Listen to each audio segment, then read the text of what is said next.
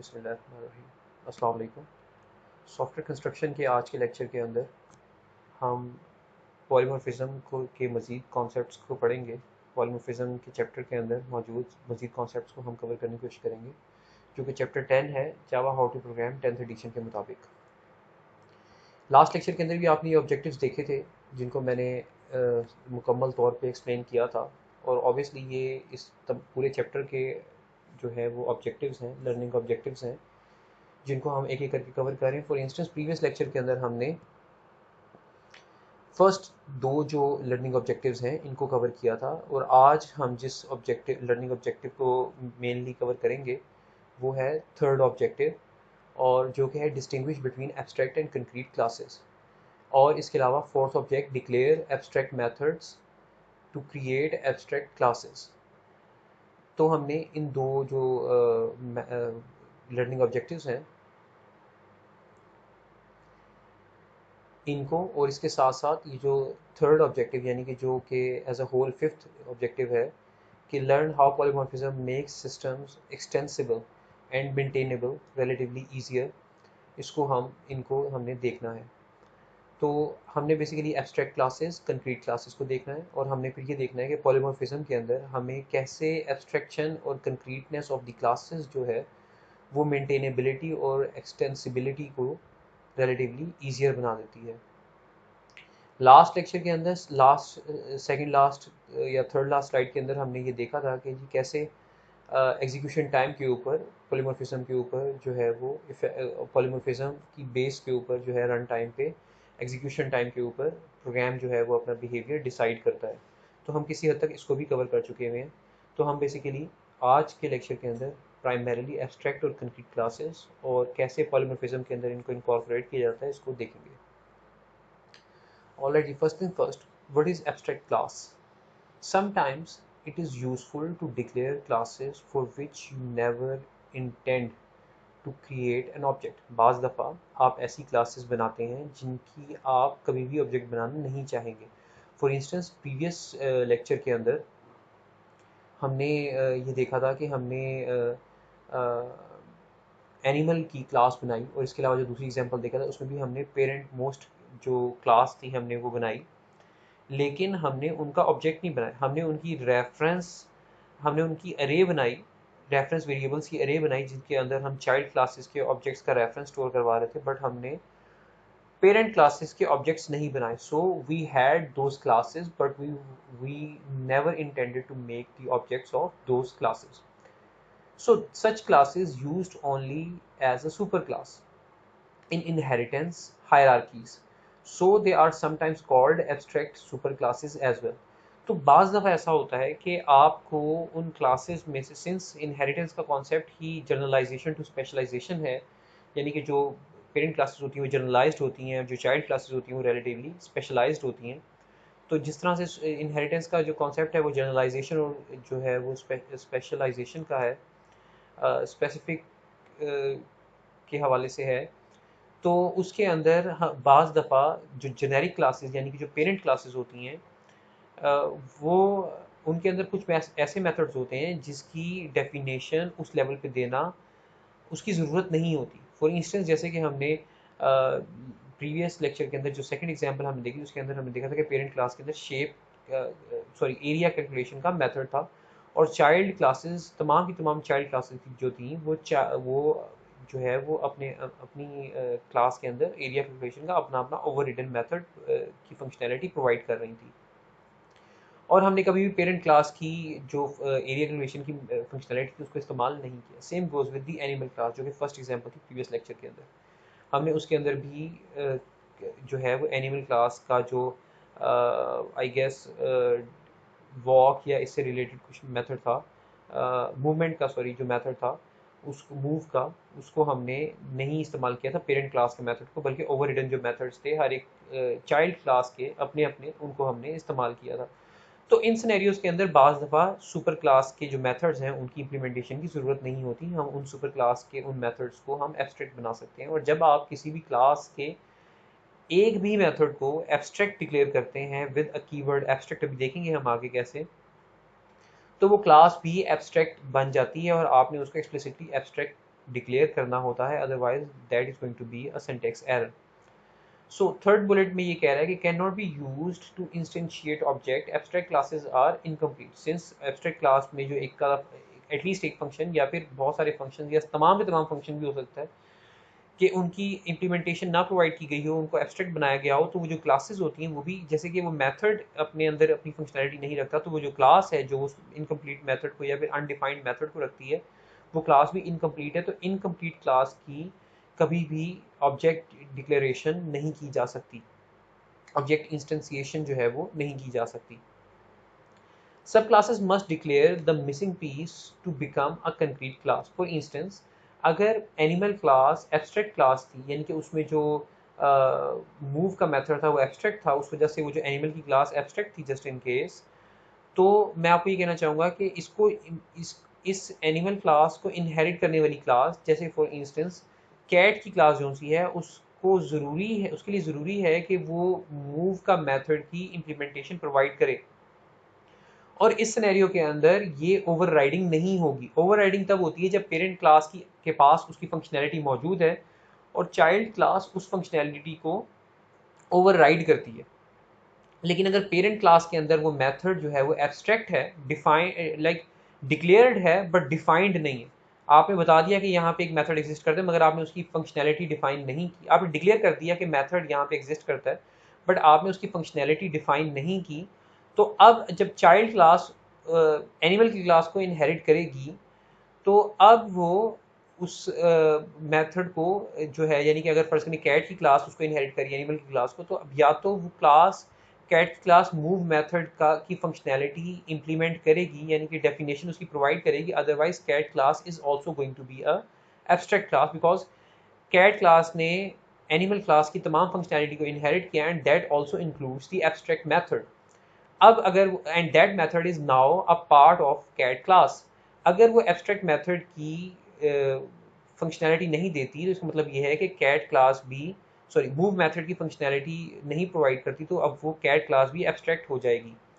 N abstract class provides, last bullet के ऊपर मैं बात करूँ, N abstract class provides a super class from which other classes can inherit and दस share a common design. तो basically abstract class बनाने का फ़ायदा ये होता है कि आप उसको एज अ पेरेंट क्लास बनाते हैं और वो जो फंक्शंस एब्स्ट्रैक्ट डिक्लेयर किए होते हैं विद सेम सिग्नेचर, यानी कि जो नंबर ऑफ आर्गूमेंट्स और रिटर्न टाइप वगैरह, उनको तमाम की तमाम चाइल्ड क्लासेस फॉलो करते हुए उसकी इम्प्लीमेंटेशन अपने मुताबिक बनाती हैं।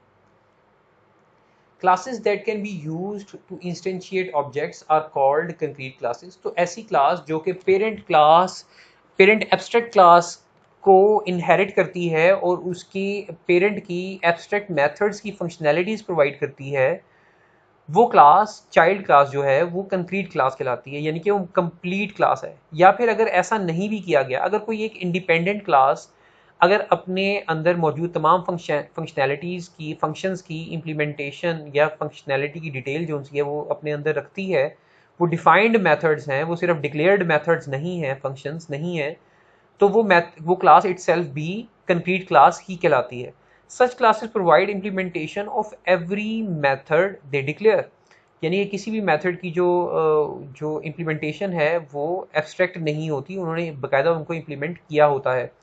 Abstract super classes are too general to create real object, because आपने ऐसी चीज़ें जो कि उस क्लास के लेवल पे जेनेरिक हैं, जैसे कि एरिया कैलकुलेशन हो गया प्रीवियस लेक्चर की एग्जांपल के मुताबिक, या फिर मूव का जो मेथड है वो हो गया, अगर आप उसकी फंक्शनैलिटी इतनी जेनेरिक है कि आप पेरेंट क्लास के लेवल पे उसकी फंक्शनैलिटी को डिफाइन नहीं कर सकते, जब तक कि आप किसी स्पेसिफिक शेप की बात ना कर रहे हो या फिर आप जब किसी स्पेसिफिक काइंड ऑफ एनिमल की बात ना कर रहे हो, तो आप उन फंक्शनैलिटीज़ की इम्प्लीमेंटेशन नहीं दे सकते। तो इस वजह से उन क्लासेस को एब्स्ट्रैक्ट किया जाता है, क्योंकि उनका कोई ना कोई मेथड इस तरह का एब्स्ट्रैक्ट या इंतहाई जेनेरिक होता है। Concrete classes provide the specifies that make it reasonable to instantiate object, because concrete class के तमाम मेथड्स की या तमाम फंक्शंस की इम्प्लीमेंटेशन गिवन होती है, इसलिए वो आप कह लें कि क्वालिफाई करती हैं कि उनका ऑब्जेक्ट बनाया जा सके। Not all hierarchies contain abstract classes, तो जैसे हमने प्रीवियस लेक्चर तक देखा था या उससे पहले इनहेरिटेंस के लास्ट वीक के लेक्चर्स में देखा था, उन इनहेरिटेंस की हायरार्की के अंदर कोई भी क्लास एब्स्ट्रैक्ट नहीं थी। तो दिस इज क्वाइट पॉसिबल कि इनहेरिटेंस के अंदर कोई भी क्लास जो है वो एब्स्ट्रैक्ट ना हो, but there is chance and that depends upon your scenario कि कोई क्लास पेरेंट क्लास एब्स्ट्रैक्ट होनी चाहिए, उसकी ज़रूरत है या नहीं। Programmers often write client code that uses only abstract superclasses, class types to reduce client code's dependencies on a range of subclasses. तो programmers often उन methods को जिसकी definition super class के अंदर नहीं दी जा सकती, वो एटलीस्ट उसको डिक्लेयर ज़रूर कर देते हैं ताकि सब क्लासेस तमाम की तमाम सेम स्टैंडर्ड को फॉलो करते हुए उन फंक्शंस की, उन मेथड्स की फंक्शनैलिटीज़ जो है वो प्रोवाइड करें। You can write a method with a parameter of an abstract superclass type. You can write a method with a parameter of an abstract superclass type. When called, such a method can receive an object of any concrete class that directly or indirectly extends the superclass specified as a parameter type. For instance, लेकिन आप, मैं ये बताना चाहूँगा, दोनों point को इकट्ठा मिला के मैं आपको ये एक्सप्लेन करना चाहूँगा कि आप एब्स्ट्रैक्ट क्लास का ऑब्जेक्ट क्रिएट नहीं कर सकते, राइट? जैसे कि प्रीवियसली हमने जो प्रीवियस एग्जांपल्स के अंदर हमने बेस प्लस कमीशन एम्प्लॉय और इस तरह की तमाम जो हमने हायरार्की, इनहेरिटेंस बेस हायरार्की देखी थी, उनकी हमने इम्प्लीमेंटेशन जो सी है वो दी हुई थी, क्योंकि वो कंक्रीट क्लासेस थी, तो हमने उन सब का उनका ऑब्जेक्ट बनाया। लेकिन सिंस सुपर क्लास अगर ऑब्स्ट्रैक्ट हो तो उसका ऑब्जेक्ट नहीं बनाया जा सकता, बट इसका मतलब ये नहीं है कि उनका रेफरेंस वेरिएबल भी नहीं बनाया जा सकता। जैसे कि हमने लास्ट लेक्चर में एनिमल टाइप की अरे बनाई थी रेफरेंस वेरिएबल की, वो एब्स्ट्रैक्ट क्लास की बनाई जा सकती है, और उस पेरेंट क्लास के जो कंक्रीट मेथड्स हैं, उस पेरेंट क्लास की जितनी भी कंक्रीट, उस एब्स्ट्रैक्ट सुपर क्लास की जितनी भी कंक्रीट सब क्लासेस हैं, उनके ऑब्जेक्ट्स उस रेफरेंस वेरिएबल टाइप की जो अरे है पेरेंट टाइप की, उसके अंदर सेव करवाए जा सकते हैं। मैं भी आपको एक विजुअल एग्जांपल के थ्रू भी ये सारा कॉन्सेप्ट जो है क्लियर करूंगा, अगर आपको अभी तक क्लियर नहीं हो पा रहा।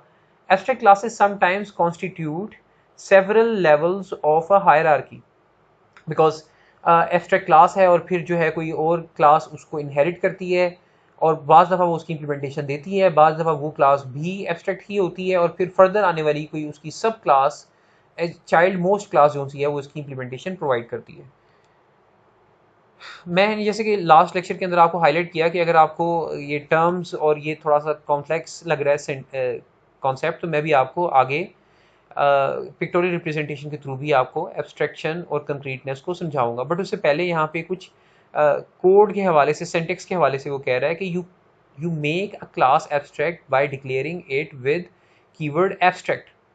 फॉर इंस्टेंस, जैसे आप करते हैं पब्लिक क्लास एनिमल, तो अब आप करेंगे पब्लिक एब्स्ट्रैक्ट क्लास एनिमल, और ये बता रही है कि ये क्लास के अंदर मौजूद एटलीस्ट एक मेथड लाजमी एब्स्ट्रैक्ट है, उसकी इम्प्लीमेंटेशन गिवन नहीं है, और एक से ज़्यादा मेथड्स भी एब्स्ट्रैक्ट हो सकते हैं। N abstract class normally contains one or more abstract methods, जैसे मैंने अभी आपको कहा। An abstract method is an instance method with keyword abstract in its declaration as in the following syntax। जैसे यहाँ पे हम देख रहे हैं कि public abstract void draw, और आपने उसकी डेफिनेशन यहाँ कर्ली पैरेंथेसिस ऑन करके और एंड करके उसको दरमियान में नहीं दिया, आपने उसके आगे सेमीकोलन लगा दिया। इसका मतलब ये है कि ये एक एब्स्ट्रैक्ट मेथड है, इसकी डेफिनेशन आप नहीं दे रहे। Abstract methods do not provide implementations, जैसे कि हमने अभी तक इस लेक्चर के अंदर देखा है और बात की है। A class that contains abstract methods must be an abstract class even if that class contains some concrete methods. अगर किसी क्लास के अंदर कंक्रीट मेथड्स हैं भी, लेकिन अगर एक भी मेथड एब्स्ट्रैक्ट होता है तो वो क्लास भी एब्स्ट्रैक्ट क्लास ही बन जाएगी।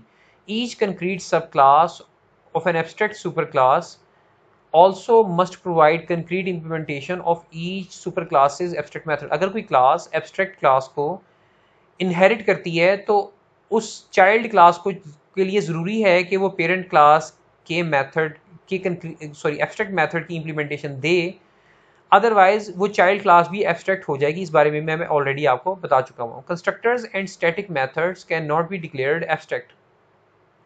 तो ये बात ध्यान में रखना है कि स्टैटिक, बिकॉज स्टैटिक मेथड जो से होते हैं वो उसी वक्त जो है वो कंपाइलर उनको मेमोरी में लोड कर देता है जब प्रोग्राम आपका एग्जीक्यूट होता है, चाहे उस क्लास का ऑब्जेक्ट बने या ना बने। तो उन मेथड्स को अगर वो at very first place existence में आ ही जाते हैं तो उनका स्टैटिक, वो स्टैटिक मेथड्स होते हैं। तो ऐसे मेथड जो कि डिफाइन ही नहीं किए गए हुए उनको मेमोरी में लोड करने का कोई मकसद नहीं बनता, चाहे उस क्लास को कोई इनहेरिट करके उसका ऑब्जेक्ट बनाए या ना बनाए, या उस क्लास इटसेल्फ का कोई ऑब्जेक्ट बनाए या ना बनाए। तो फिर वो एब्स्ट्रैक्ट मेथड स्टैटिक नहीं हो सकते, और इसी तरह से कंस्ट्रक्टर्स भी स्टैटिक नहीं हो सकते। यहाँ पे कुछ सॉफ्टवेयर इंजीनियरिंग ऑब्जर्वेशंस और कॉमन प्रोग्रामिंग एरर्स हैं, आप काइंडली इसको खुद से रीड आउट करें, और जो मैंने अभी तक सारी डिस्कशन आपके साथ शेयर की है उस रोशनी में उम्मीद है कि आपको इस बारे में समझ आ जाएगा। In case you have any question we can discuss them in the QA session. उसके बाद यहाँ पे ये बता रहा है कि एब्स्ट्रैक्ट जो क्लासेस होती हैं एंड मेथड्स होते हैं, they can not instantiate object of abstract super class. मैंने इस बारे में ऑलरेडी आपको बता दिया कि एब्स्ट्रैक्ट क्लास जो है उसका ऑब्जेक्ट नहीं इंस्टेंशिएट किया सकता, but you can use abstract super class to declare variables. और इस बारे में मैंने जब आपको सेकंड लास्ट स्लाइड में बात कर रहा था तो मैंने कहा था कि मैं आपको पिक्टोरियल रिप्रेजेंटेशन से ये क्लियर करूंगा कि आप पेरेंट क्लास का ऑब्जेक्ट तो नहीं बना सकते, मगर एटलीस्ट आप पेरेंट क्लास का रेफरेंस वेरिएबल जरूर डिक्लेयर कर सकते हैं, और उसके अंदर आप जो है उसकी कंक्रीट चाइल्ड क्लासेस के ऑब्जेक्ट का रेफरेंस स्टोर कर सकते हैं। These can hold reference to the object of any concrete class derived from those abstract super classes, यानी कि child class concrete child classes के ऑब्जेक्ट का रेफरेंस जो है वो एब्स्ट्रैक्ट पेरेंट क्लास का रेफरेंस वेरिएबल अपने अंदर स्टोर कर सकता है। We will use such variables to manipulate sub objects polymorphically. इस बारे में भी आपको पिक्टोरियल रिप्रेजेंटेशन में दिखाता हूँ। And they can also be used, like can use abstract superclasses names to invoke static methods declared in those abstract superclasses। अगर abstract class के अंदर कोई static defined method है, मैंने लास्ट स्लाइड में बताया कि abstract method जो है वो static नहीं हो सकती, बट अगर defined method है किसी abstract class के अंदर जिसके अंदर कुछ मजीद methods abstract हैं, लेकिन इसका मतलब ये नहीं है कि उस एब्स्ट्रैक्ट क्लास के अंदर कोई डिफाइंड मेथड स्टैटिक नहीं हो सकता। तो आप एब्स्ट्रैक्ट क्लास के अंदर स्टैटिक मेथड जो डिफाइन करते हैं उसको आप कॉल कर सकते हैं एब्स्ट्रैक्ट क्लास के नाम के थ्रू। सिंस आपको ऑलरेडी पता है कि स्टैटिक मेथड को कॉल करने के लिए आपको उस क्लास का ऑब्जेक्ट बनाने की ज़रूरत लाजमी नहीं होती। अब ये वो पिक्टोरियल रिप्रेजेंटेशन है सॉरी, जिसकी मदद से मैं आपको सारा का सारा कॉन्सेप्ट समझाने की कोशिश करूँगा। फॉर इंस्टेंस यहाँ पे एक एब्स्ट्रैक्ट, ये एक स्नैरियो क्या है, ये स्नैरियो ये ऑपरेटिंग सिस्टम का है, और ये इसमें ये बताना चाह रहा है कि हर एक डिवाइस, एक्सटर्नल डिवाइस जो कि आपके कंप्यूटर के साथ, आपके कंप्यूटर के ऑपरेटिंग सिस्टम के साथ कम्युनिकेट करती है, फॉर इंस्टेंस वो डीवीडी ड्राइव हो सकती है, या फिर वो आपकी जो है वो हार्ड डिस्क हो सकती है, या आपकी यूएसबी हो सकती है।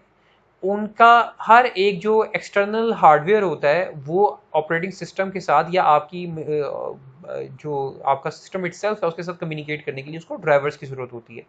अब यहाँ पे इसने क्या कहा कि अगर ऑब्जेक्ट ओरिएंटेड पैराडाइम के अंदर ड्राइवर्स बनाए जाएं तो हम एक एब्स्ट्रैक्ट डिवाइस ड्राइवर बनाएंगे जिसके अंदर वो तमाम एट्रीब्यूट्स और वो तमाम फंक्शनैलिटीज़, और फंक्शनैलिटीज़ भी कौन सी, डिफाइंड फंक्शनैलिटीज़ होंगी, कंक्रीट यानी कि फंक्शनैलिटीज़ गिवन होंगी जो कि उसके चाइल्ड जो ड्राइवर क्लासेस हैं उनके लिए कॉमन होंगी, मगर उसके अंदर कुछ ऐसे मेथड्स भी हो सकते हैं, कुछ ऐसे फंक्शंस भी हो सकते हैं जो कि जेनेरिक हैं। डिवाइस ड्राइवर लेवल के ऊपर जो है उस क्लास के अंदर वो मेथड्स जेनेरिक हैं, रीड और राइट के, कि वो कैसे उस डिवाइस से रीड करेंगे और कैसे उस डिवाइस पे राइट करेंगे, ये जेनेरिक हैं। बिकॉज हर एक डिवाइस, चाहे वो हार्ड डिस्क हो, चाहे वो यूएसबी हो, चाहे वो सीडी या डीवीडी प्लेयर हो, उसकी जो अपने जो रीड और राइट का मैकेनिज्म है वो उनका अपने लिहाज से स्पेसिफिक है।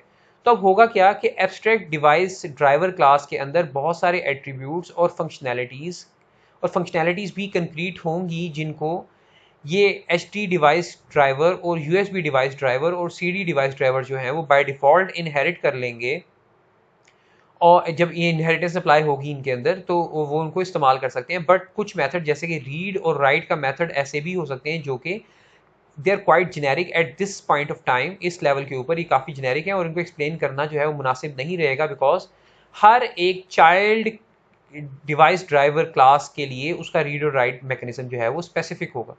तो अब क्या होगा कि ये तीनों क्लासेस, चाइल्ड क्लासेस जो सी हैं, वो इस एब्स्ट्रैक्ट क्लास के रीड और राइट मेथड को इम्प्लीमेंट करेंगी ताकि ये कंक्रीट क्लासेस बन सकें, इन क्लासेस के ऑब्जेक्ट बनाए जा सकें। अगर ये क्लास, और एक बात ध्यान में रखिएगा कि इस क्लास का ऑब्जेक्ट नहीं बनाया जा सकता बिकॉज ये क्लास एब्स्ट्रैक्ट है। इन क्लासेस का इस वक्त ऑब्जेक्ट बनाया जा सकता है बिकॉज रीड और राइट की फंक्शनैलिटीज़ इन रिस्पेक्टिव क्लासेस ने प्रोवाइड कर दी है। तो ये वो तमाम कॉन्सेप्ट्स है जो मैं यहाँ पिक्टोरियल रिप्रेजेंटेशन की बेस पे आपको दिखा रहा हूँ और समझाने की अब कोशिश कर रहा हूँ। मज़ीद मैं आगे आऊँगा, मगर इससे पहले मैं यहाँ पे आपको मज़ीद कुछ और डिटेल बता दूँ। अगर इनमें से कोई एक, इन चाइल्ड क्लासेस में से कोई एक भी क्लास रीड या राइट दोनों मेथड्स में से किसी एक मेथड की भी, दोनों की या फिर किसी एक मेथड की भी इम्प्लीमेंटेशन प्रोवाइड ना करती, तो अब वो क्लास एब्स्ट्रैक्ट हो जानी थी। फॉर इंस्टेंस अगर ये क्लास राइट मेथड की फंक्शनैलिटी नहीं प्रोवाइड करती तो ये मेथड स्टिल एब्स्ट्रैक्ट है और इनहेरिटेड है फ्रॉम द पेरेंट क्लास। तो ये यूएसबी डिवाइस ड्राइवर क्लास जो सी है ये भी एब्स्ट्रैक्ट क्लास बन जाएगी और इसका भी ऑब्जेक्ट नहीं डिक्लेयर किया जा सकेगा।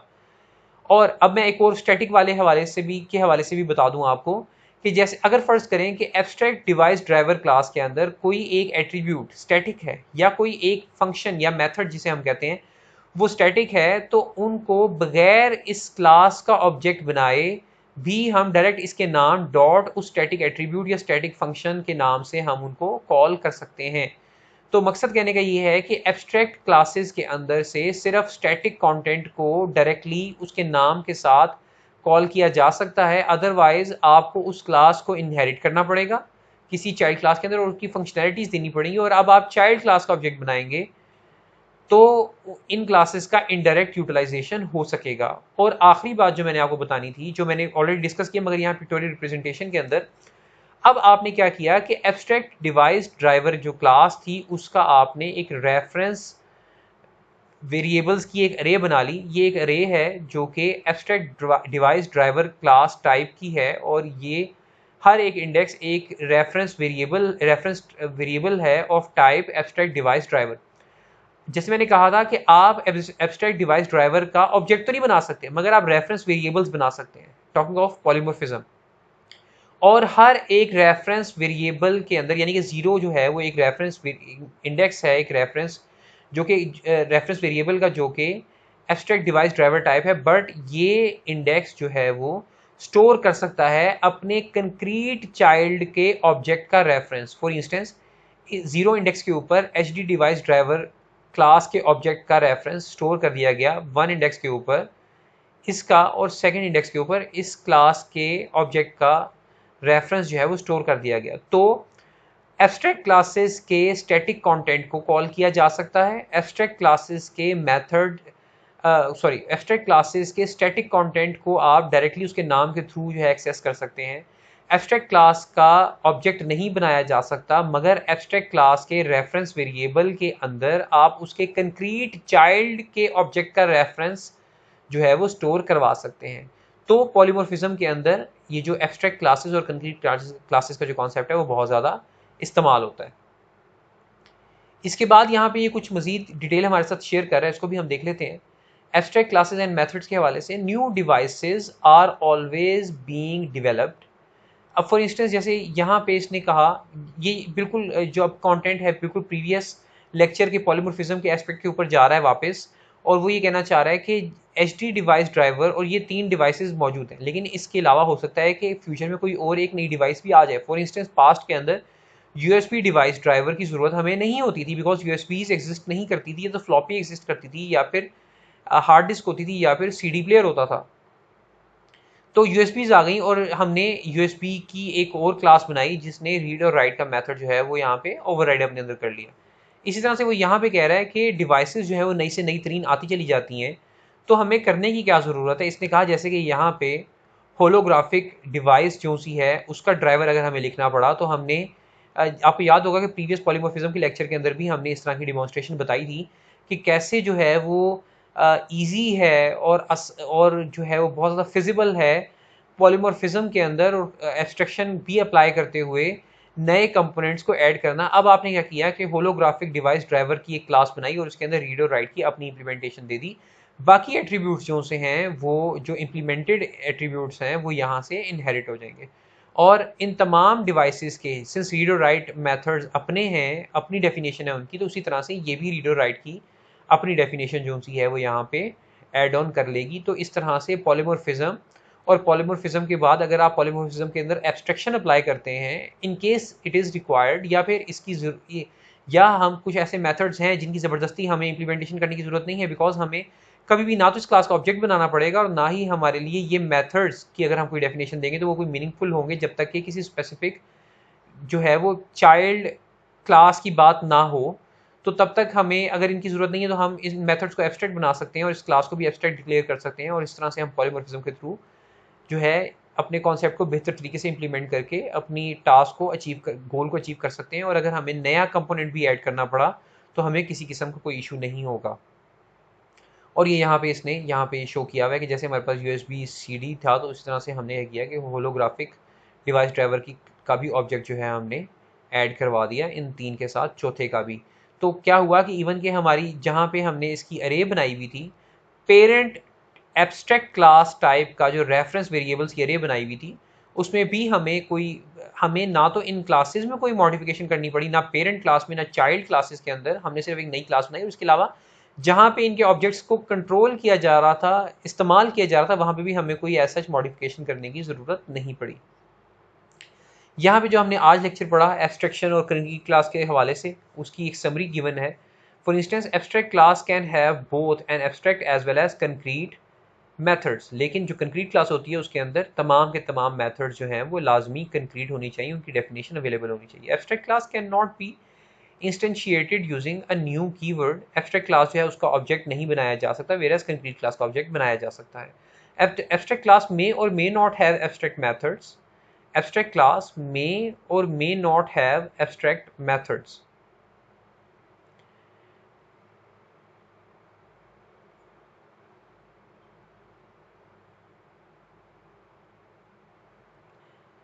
Concrete class cannot have an abstract method.